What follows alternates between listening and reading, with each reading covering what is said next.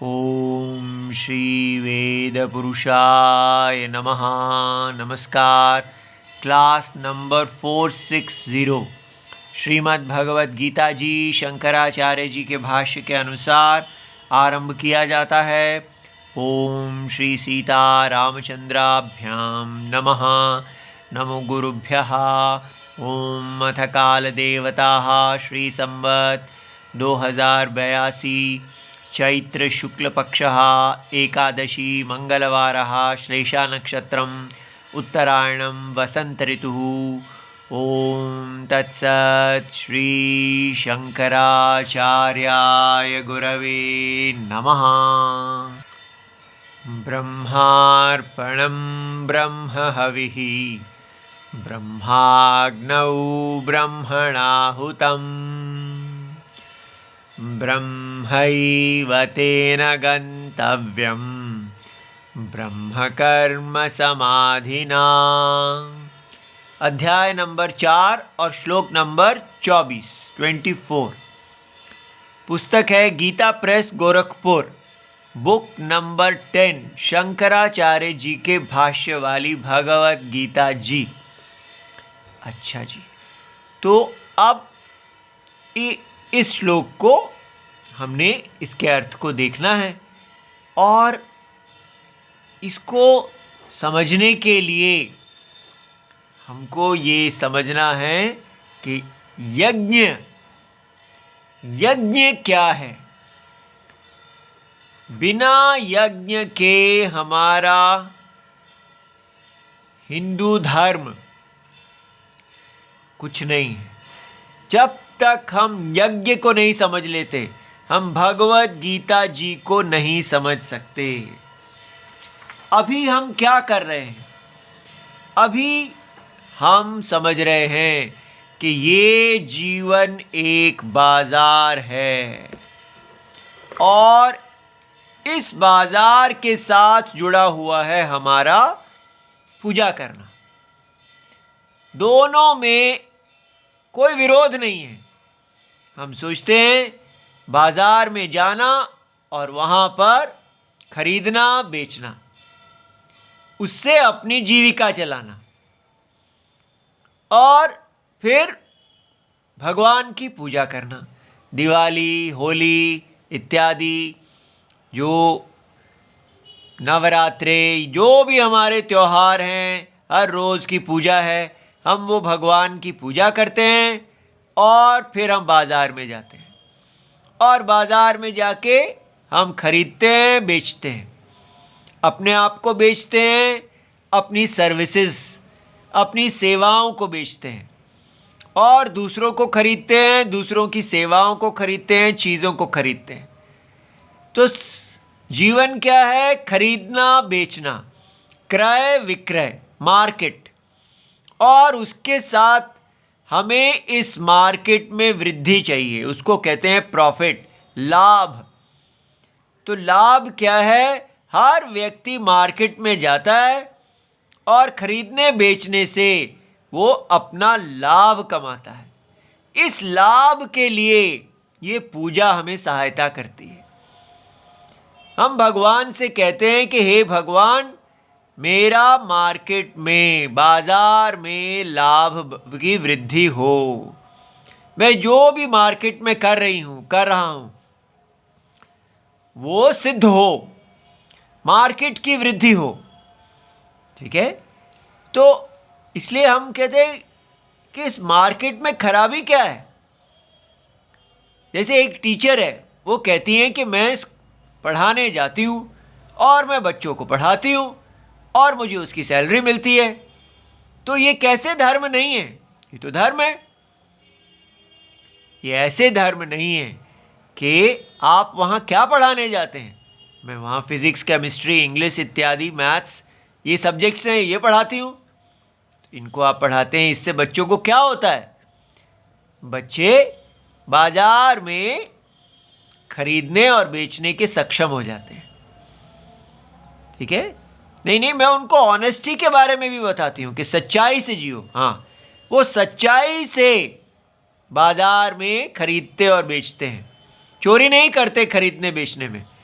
एक प्रॉफिट कमाने के लिए, अपना जीविका चलाने के लिए वो इस चक्र में जाते हैं, बेचते हैं, खरीदते हैं। इसको हम कह रहे हैं ये जीवन है कि हर व्यक्ति को इस मार्केट के अंदर आगे बढ़ना है।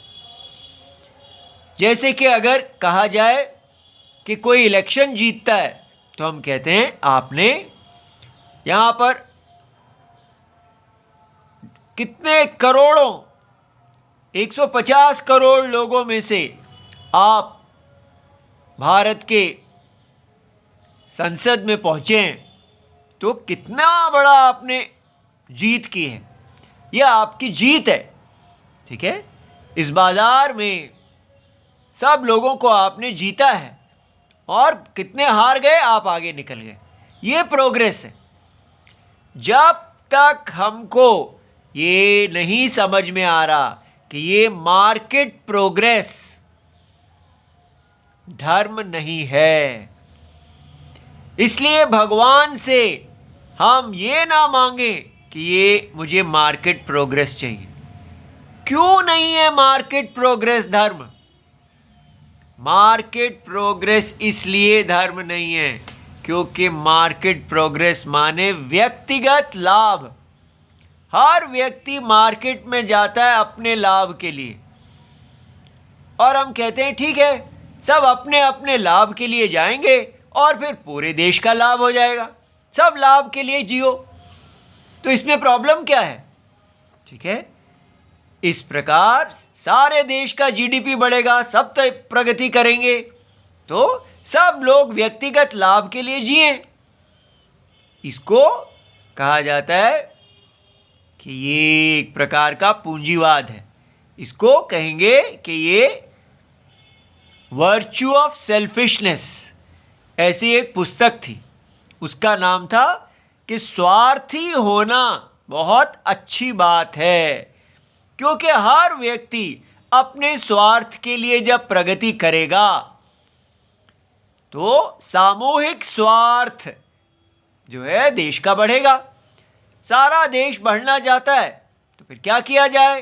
हर व्यक्ति को कहा जाए कि आप अपनी व्यक्तिगत प्रगति करो। तो ये जो स्वार्थ, अपने व्यक्तिगत स्वार्थ की वृद्धि करने को धर्म बताया जा रहा है, वर्च्यू ऑफ सेल्फिशनेस, ये धर्म नहीं है। तो फिर क्या करें? अगर व्यक्ति अपने स्वार्थ के लिए नहीं जिएगा तो वो कैसे आगे बढ़ेगा? उसको कहना तो पड़ेगा रेस में जीतो। आप क्या चाहते हैं? हम ये चाहते हैं कि हम हिंदू समझें कि हमें वेद चक्षु जो देते हैं वो दिखाते हैं कि यहाँ बाजार है ही नहीं। जिस बाजार में आप खरीदने बेचने जाते हैं वो यहाँ है ही नहीं। अंधे को बाजार दिखता है, लेकिन जो वेद चक्षुओं का अंधा नहीं है, जो वेद चक्षुओं से संपन्न है, उसको यहाँ यज्ञ दिखता है। आप यज्ञ में खरीदने और बेचने के लिए नहीं जाते, फिर हम यज्ञ में किस लिए जाते हैं? आप यज्ञ में जाते हैं यज्ञ पुरुष की वृद्धि के लिए, व्यक्तिगत वृद्धि के लिए नहीं जाते हैं। आप यज्ञ में जाते हैं समष्टिगत वृद्धि के लिए। होल बाजार पार्ट की वृद्धि के लिए होता है। बाजार कहता है सारे पार्ट्स अगर वृद्धि करेंगे तो हमारा होल वृद्धि करेगा। यज्ञ कहता है नहीं, अगर होल वृद्धि करेगा तो अपने आप पार्ट्स की वृद्धि हो जाएगी। ध्यान दीजिए, बाजार टुकड़े टुकड़े टुकड़े को इकट्ठा करके बनता है। यहाँ बाजार का मूल होता है व्यक्ति। सारे व्यक्ति इकट्ठे लाभ कमाएंगे तो बाजार बढ़ता है। और यज्ञ कैसे बढ़ता है? एक यूनिटी। जैसे हमारा शरीर, सारे अंग व्यक्ति नहीं हैं, सारे अंग समष्टि हैं। इसलिए हमारे शरीर के अंदर व्यक्तिगत लाभ के लिए कोई अंग काम नहीं करता। जब हमारे शरीर के अंदर अंग व्यक्तिगत लाभ के लिए काम करने लगते हैं तो सारा यज्ञ नष्ट हो जाता है। इसलिए कोई भी इंद्री अपने राग द्वेष से जब चलती है तो शरीर नष्ट होता है, यज्ञ नष्ट होता है, शरीर अस्वस्थ हो जाता है।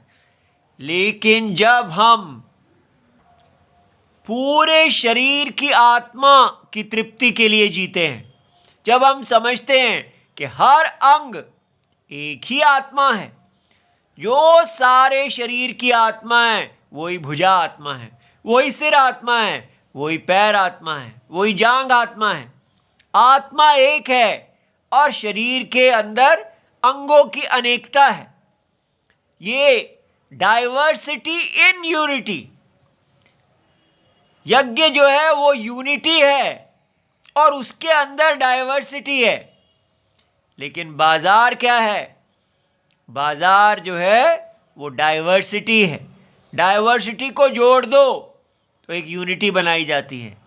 ये यूनिटी सारे पार्ट्स को जोड़ के नहीं बनी हुई, पार्ट और होल एक है, होल के अंदर ही उसके पार्ट्स हैं, जुड़े नहीं हुए, वो उसके अंग हैं।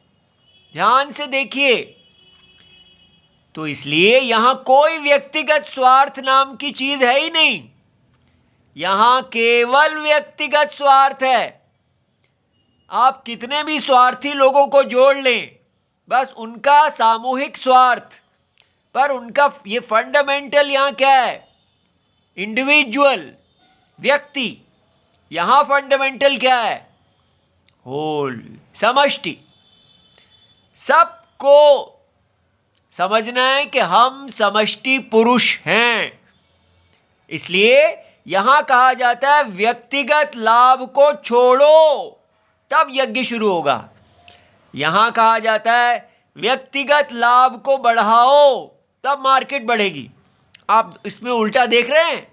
हम अपने पूरे सारे बच्चों को व्यक्तिगत प्रगति करना सिखा रहे हैं। कह रहे हैं व्यक्तिगत प्रगति बढ़ेगी तो देश की प्रगति बढ़ेगी। यहां कहा रहा है अगर व्यक्तिगत प्रगति करोगे तो यज्ञ का नाश हो जाएगा। व्यक्तिगत प्रगति नहीं करनी, यज्ञ का वर्धन करो। यज्ञ के वर्धन में आपका वर्धन अपने आप हो जाएगा। व्यक्तिगत प्रगति को छोड़ो, राग द्वेष को छोड़ो और यज्ञ में अनन्यता देखो। व्यक्तिगत प्रगति तब होती है जब आप कहते हो अहम अन्यः, मैं अन्य हूं, सबसे अन्य हूं। मैं यहां पर अपने लाभ के लिए आया हूं, अपने सेल्फिश इंटरेस्ट के लिए मैं इसको मिल्क करूंगा, इसका दोहन करूंगा। लेकिन यज्ञ क्या कहता है कि आप इससे अनन्य हैं, अन्य है ही नहीं। इसलिए आपको अपने शरीर का दोहन नहीं करना, आपको अपने शरीर का वर्धन करना है। शरीर का वर्धन करेंगे, आपका वर्धन अपने आप हो जाएगा। देखिए इस दोनों सोच में कितना अंतर है। इस प्रकार ये यज्ञ जो है, इसमें सबसे पहले कहा जाता है कि व्यक्तिगत वृद्धि करने वाला रावण है और समष्टिगत वृद्धि करने वाला राम है। समष्टिगत वृद्धि को धर्म कहते हैं। तो ये बात समझ में आई कि धर्म को समझना कितना कठिन है। इसीलिए धर्म तपस्या है कि आपके व्यक्तिगत वृद्धि की जो इच्छा है उसको पहले आप रोकिए और समष्टिगत वृद्धि में आइए। अपने सपनों को छोड़िए, यज्ञ पुरुष के सपने को बढ़ाइए। यहाँ क्या है? अपने सपने को बढ़ाइए।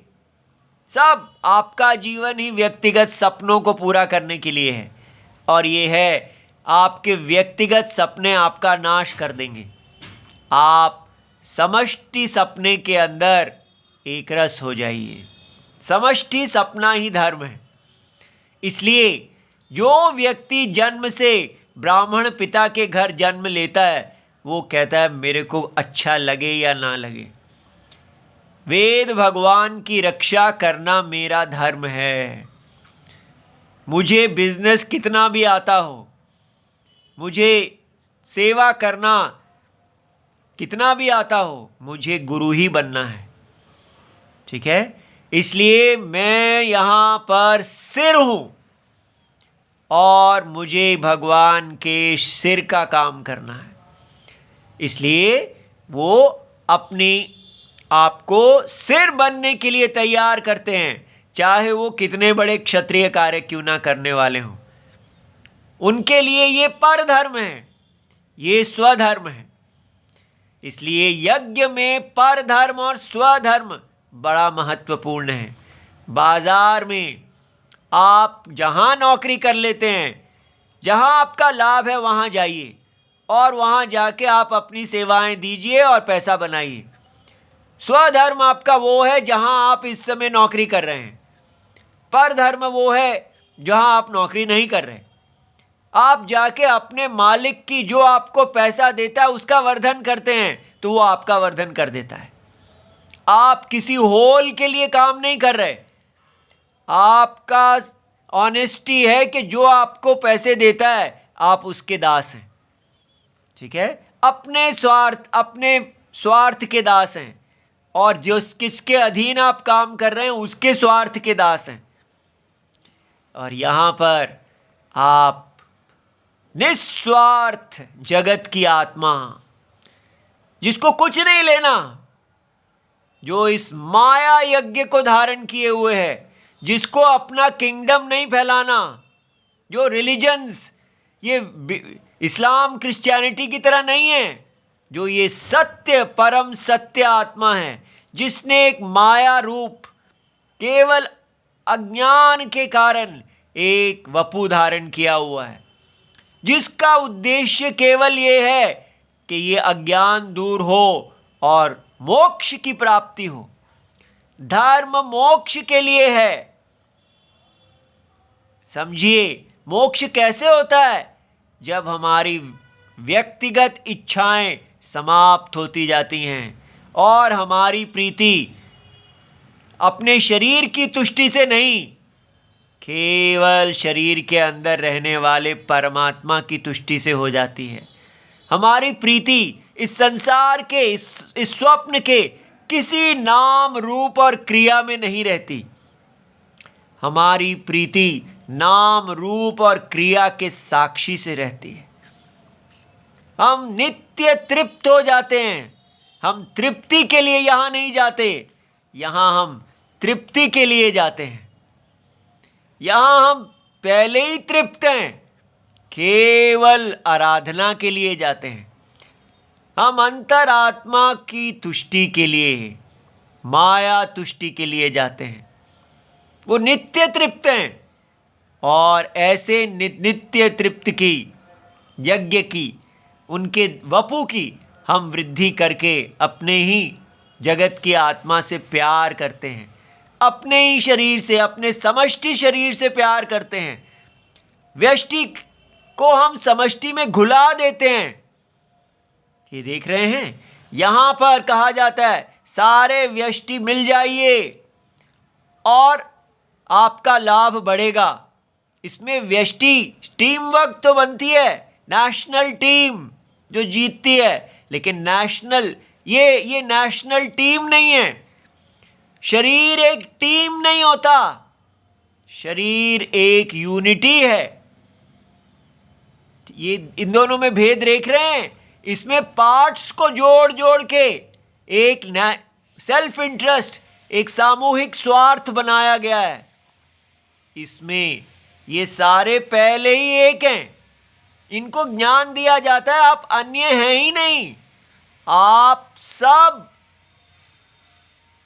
विराट पुरुष हैं, एक ही आत्मा है, अनेक अज्ञान में दिख रहे हैं। इसलिए आप अपने व्यक्तिगत लाभ को छोड़ दीजिए, अपनी अपनी पोजीशन को धारण कीजिए और बस यज्ञ अर्थ कर्म कुरुते, यज्ञाय यज्ञाय आचरतः। देखिए ये पिछले श्लोक में हमने कौन सा जादू का शब्द सीखा है, यज्ञाय आचरतः। ये शब्द जो है ये आने वाले इस चैप्टर में, इस अध्याय में जितने श्लोक हैं उसका मूल बनेगा। यहाँ से भगवान यज्ञ की कहानी शुरू कर देंगे।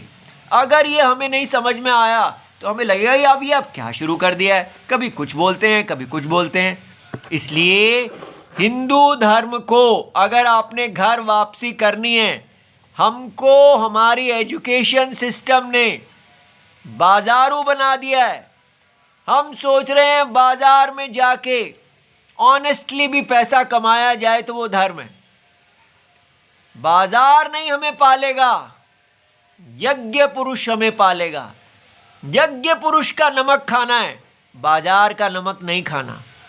सेल्फिशली जीना, नारायण के नॉन सेल्फिश नॉन पॉलिटिकल धर्म में एक रस हो जाना है।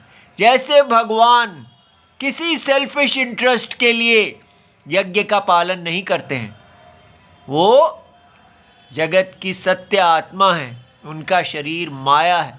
ये सब देखना है कि ये पूरा जगत एक अज्ञान, आत्म अज्ञान के कारण दिखने वाली माया है और हमको इससे मोक्ष चाहिए। हम यहाँ पर भोग करने नहीं आए हैं, हम यहाँ पर मोक्ष लेने आए हैं। ये शरीर मोक्ष साधनम है, धर्म साधनम है। बस धर्म करते करते जो शरीर को तृप्ति मिलती है उसमें संतोष करना। बाजार नित्य असंतोष का स्थान है और यज्ञ नित्य संतोष का, आत्म तृप्ति का। देखिए कितने उल्टे हैं ये। लेकिन हिंदू धर्म आजकल का बाजार, हमारा राष्ट्रवाद बाजार, सब हमारी विद्या आदि सब हमने बाजार को दे दी है। आजकल कह रहे हैं गुरुकुल खोलो, गुरुकुल खोलो, क्योंकि इसकी डिमांड हो रही है तो सब ने अपने अपने स्कूल्स के अंदर शुरू कर दिया है। थोड़ा भगवत गीता पढ़ा दो, थोड़े भजन पढ़ा दो, कोई सब गुरुकुल नाम रख दो, बस उसी चीज़ के नाम बदल दो, रहेगा बाजार ही बाजार। जो बाजार की मांग होती है बाजार उस मांग के अनुसार अपने आप को बदल लेता है। इसलिए ऐसे घर वापसी नहीं होगी। सबसे पहले कहाँ से आरंभ करना होगा? अंतरात्मा, सबकी आत्मा, धर्म स्वरूप भगवान राम हमारे अंतरात्मा से हमें अनन्यता, अपनी प्रेम का स्थान केवल अंतरात्मा है। वो हमारे गुरुजी हैं। धियः नः प्रचोदयात्, गायत्री मंत्र से आरंभ कीजिए। हमारी धी का प्रचोदन, प्रेरणा देने वाला जगत पुरुष परमात्मा होने चाहिए। हमें कौन बताएगा कि हमें क्या करना है? अंतरात्मा बताएंगी। उनसे उनकी शरण लें, कहें मैं आपका शिष्य हूँ। शिष्यस्तेहम शाधि माम त्वाम प्रपन्नम, मुझे उपदेश कीजिए, मैं आपके अधीन हूँ। मैं नहीं जान पा रहा धर्म क्या है, आप सर्वज्ञ हैं। हे सर्वज्ञ नाथ, मुझे बताइए कि सारे यज्ञ में मेरा क्या स्थान है, मुझे क्या करना है। इस प्रकार बाजारू ना बने, याज्ञिक बने। ठीक है, यज्ञ करने वाला सबसे सुंदर नाम है याज्ञिक। आजकल हम सुनते हैं अलका याग्निक, नाम की याज्ञिक, लेकिन कुछ यज्ञ पता ही नहीं। हम सब हिंदू याज्ञिक, यज्ञ करने वाले। ठीक है, अब देखिए यहां पर क्या आ रहा है। जब तक हम ये बात समझेंगे नहीं तो श्लोक कैसे समझ में आएगा। अब ये जो श्लोक है, ये श्लोक ब्रह्म ज्ञान की स्तुति कर रहे हैं। ये कह रहे हैं कि ब्रह्म ज्ञान, जो पिछले व्यक्ति ब्रह्मविद हैं, ब्रह्म को जानने वाले हैं, वो ज्ञानी अपने कर्म को यज्ञ की तरह कर रहे हैं। उन्होंने संन्यास नहीं लिया है, वो सदा यज्ञ में लगे हुए हैं। तो उनकी दृष्टि क्या है, कैसे वो यज्ञ कर रहे हैं? इसलिए सबसे पहले बाजार में छोड़ के यज्ञ में आए। आप जो भी करें वो राम आज्ञा होनी चाहिए। प्राण जाए पर राम आज्ञा ना जाए। लेकिन ऐसा हमसे हो नहीं पाएगा। धीरे धीरे अपनी इंद्रियों को, मन को, तन को, सबको राम जी से बल पाके जीतें। बाजार की इच्छा को, व्यक्तिगत इच्छा को त्यागें और समुष्टिगत इच्छा में अपने आप को घुलाएं। भगवान की आज्ञा पालन करना ही तपस्या है। तपस्वी भारत अपने अपने घर को तपस्या का स्थान बनाएं। घर में कोई ना बने तो आप बनिए।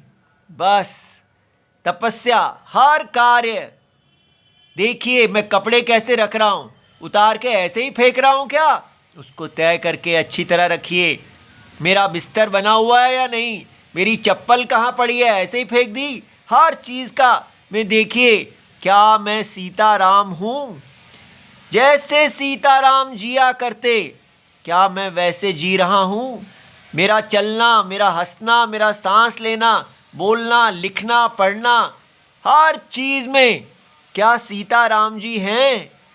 बस समष्टि नारायण नारायण नारायण, इस प्रकार पूरी तरह अपने आप को इतना सीताराम में घोल देना कि सीताराम जी ही हो जाना। ये तपस्या, इसको कहते हैं यज्ञ। ठीक है। अब ये जो ब्रह्मविद हैं, ये जिनने वेद के चक्षुओं से बाजार को छोड़ा और यज्ञ को पकड़ा, अब उसका नेक्स्ट स्टेप, अगला पग क्या है कि उस यज्ञ के अंदर ब्रह्म दृष्टि करो। ब्रह्म दृष्टि माने उसके तत्व को जानो कि ये जो यज्ञमय वपु आपने जाना है, जहां आप सदा नारायण के अंग होते हुए भी आप नारायण, हर अंग नारायण है, हर पत्ता पेड़ है, इस प्रकार आप नारायण आज्ञा में लगे हुए हैं सदा। ये जो यज्ञ है, ये वास्तव में, ये स्वप्न, ये माया, ये गंधर्व नगरी, ये वास्तव में इसके साक्षी आत्मा सत्य है। और ये पूरा वपु, स्वप्न वपु मिथ्या है, इसका कोई अस्तित्व नहीं है। तो अस्तित्व किसका है? केवल अंतरात्मा का। ये जो ज्ञान है, इसको बोलते हैं कि कैसे ज्ञान का यज्ञत्वम, ज्ञान को आपने यज्ञ रूप में बदल दिया, उसकी स्तुति किया कि मेरा ब्रह्म ज्ञान जो है वो यज्ञ है। तो ज्ञान भी एक यज्ञ बन गया। ये कितनी कमाल चीज़ है। यज्ञ जो था उसको वो ज्ञान रूप कैसे ले लेता है, वो इस श्लोक में बताया जा रहा है। बहुत ही पवित्र दृष्टि है ये। तो ब्रह्मार्पणम, तो हमने ये देखा था यहाँ तक कि भगवान, अब ये भाष्य को फिर से देखते हैं। ब्रह्मार्पणम ये न करने न ब्रह्मविद हविहि अग्नौ। तो ये ब्रह्मविद की दृष्टि आपको दी जा रही है। कैसे ब्रह्मविद यज्ञ करते हैं? तो ये न करने न ब्रह्मविद हविहि अग्नौ अर्पयति तद ब्रह्म। तो वो जिस चम्मच से घी डाल रहे हैं यज्ञ में, तो वो क्या कहते हैं? ये अंग, यज्ञ का जो अंग है वो ब्रह्म ही है। स्वप्न में जिस चम्मच से यज्ञ किया जा रहा है वो ब्रह्म है। और इस प्रकार एक छोटे यज्ञ से सारा का सारा स्वप्न, माने जहाँ जहाँ भी जिस साधन से आप जगत की आत्मा को तर्पण कर रहे हैं वो साधन भी ब्रह्म ही है। इस प्रकार सारी की सारी क्रिया का साधन, जो भी आपके द्वारा क्रिया किया जा रही है वो सब ब्रह्म ही है, ब्रह्म को ही अर्पण है, ब्रह्म अग्नि में ही अर्पण है, ब्रह्म के द्वारा ही की जा रही है और ब्रह्म फल को ही उत्पन्न करने वाली है। ब्रह्म माने सर्वात्मा, जीव के अंदर हर सारे शरीरों में रहने वाला एक आत्मा, ये ब्रह्म नारायण और जीव का ऐक्यम है। ये दृष्टि सदा हम धारण करें, चलते फिरते उठते बैठते, कि ये जो मैं यज्ञ कर रहा हूँ ये जगत की आत्मा का में माया है, कोई यज्ञ नहीं हो रहा, केवल आत्मा में कल्पना है। ऐसा, ठीक है, इसका विस्तार और आगे देखेंगे भाष्य को। हमें कोई जल्दी नहीं है, जैसे जैसे भगवान हमें पढ़ाएंगे सब हम तो राम जी की बस उनकी कृपा पे कह रहे हैं ये कैसे हो रहा है, हमें ये कैसे इतना प्रसाद मिल रहा है। राम जी की कृपा है, देवी माता जी की कृपा है। ओम नमो भगवते वासुदेवाय। प्रणाम।